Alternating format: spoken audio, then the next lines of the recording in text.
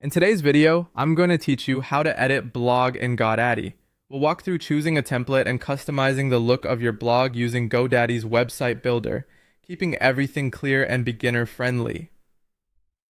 Start by heading to the Godaddy homepage. Once you're there, scroll down the page until you find the section labeled Templates Designed to Sell. This is where Godaddy showcases pre-built designs that make setup fast. Click Browse All Templates to open the full library. Next, filter by the blog and website category.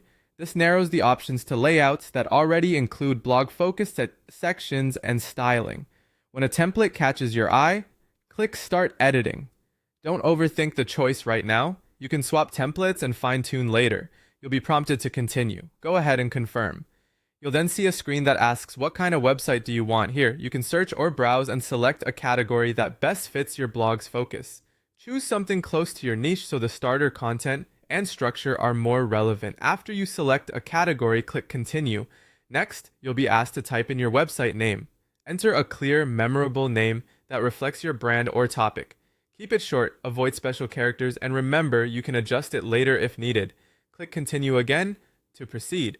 The editor will open with your chosen template loaded. This is where you can start editing the blog. Click directly on text on the page to change headlines, subheads, and body copy. When you select text, formatting options appear so you can adjust the font, size, and style. To change the color, use the text color controls and pick shades that align with your brand's palette and maintain good contrast for readability. You're not limited to text. You can resize the image as well. Click an image and drag the corner handles to adjust its size while keeping proportions consistent. Keep images large enough to look crisp, but not so big that they overwhelm your layout. For best results, use high-quality optimized images to maintain speed and clarity.